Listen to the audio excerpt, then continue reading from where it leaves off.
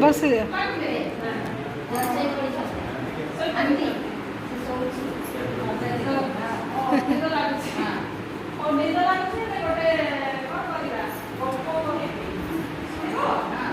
आउ सही पड़े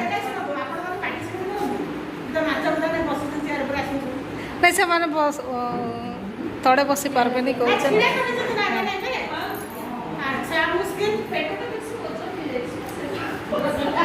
बसिक बसिक तो कह छिड़ा होकर कहते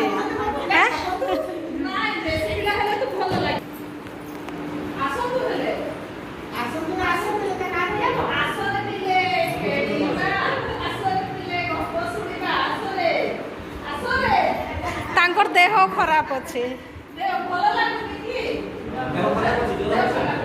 और ज्वर होची से शुणव खाली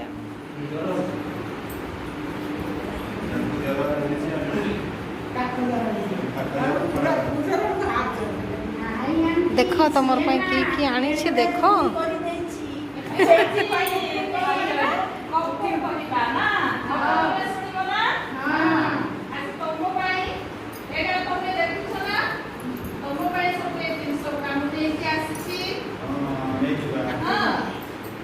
बस बस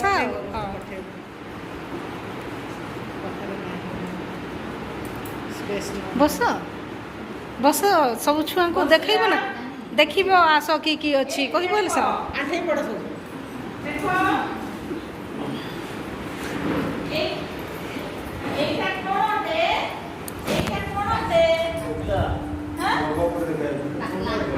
बांध के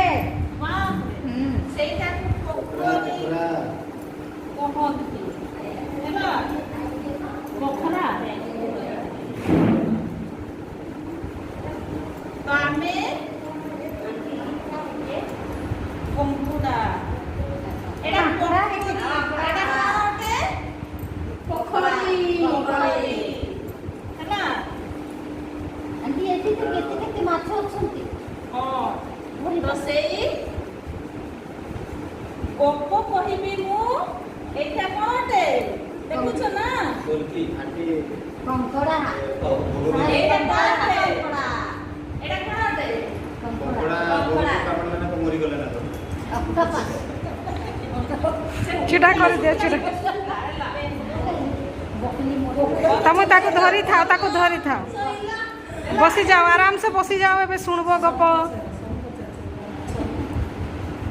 से कहू पोखरी रे विभिन्न प्रकार जड़ जीव अछंती देखुछ ना पानी रे जो माने रही छंती से माने जड़ जीव ना जानै छ आगु बतैतिली पानी सारा हां तो से पोखरी रे नहीं देखो हां एबे को से पोखरी रे थिबा जीवजंतु विषय रे कहानी ना धरि था किछ नै हां धर ना बसई आ देखुची एपटे देखाओ एपटे से बाहर देखे ओके हाँ हाँ तार बेकटा के हाँ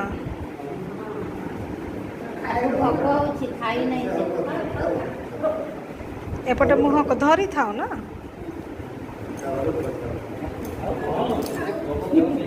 हाँ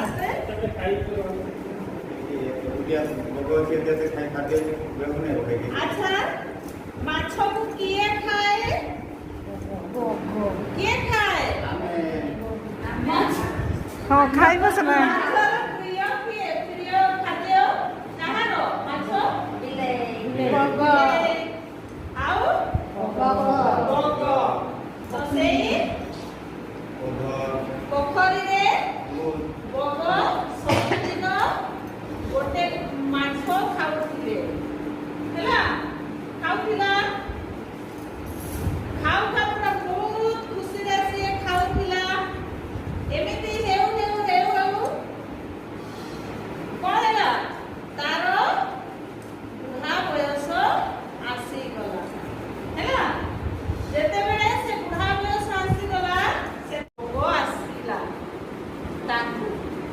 କହିବା ପାଇଁ। ହଁ ପାଖକୁ ଗଲା ନା ତାକୁ ବୁଝେଇବ ହେଲା।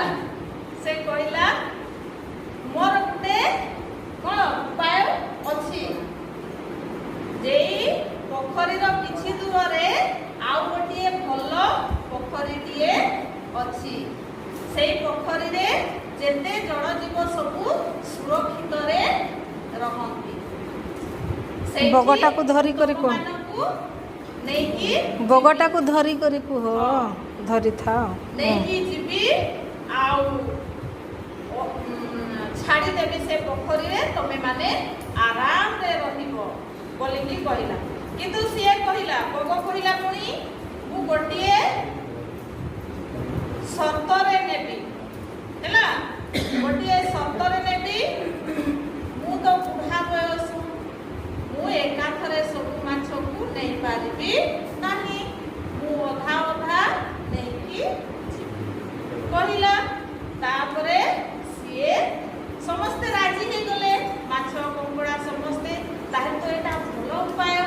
ତାପରେ ସେ ଆସିଲା, ଦୁଇଟି ମାଛକୁ ଥଣ୍ଟରେ ଧରିକି ଧରିଥାଅ, ଧରିଥାଅ, ହଁ ଧରେଇଥାଅ ନା, ଉଡ଼ାଅ, ହଁ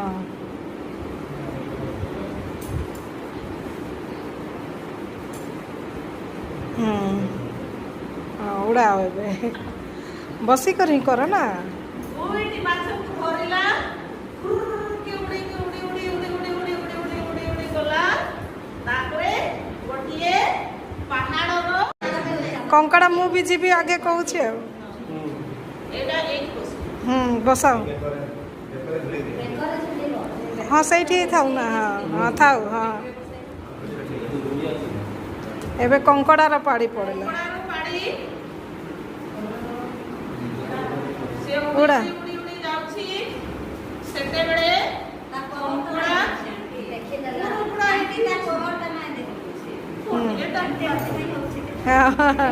ଉଡ଼ବ ଉଡ଼ବ ହଉଛି ହଉଛି ହଉଛି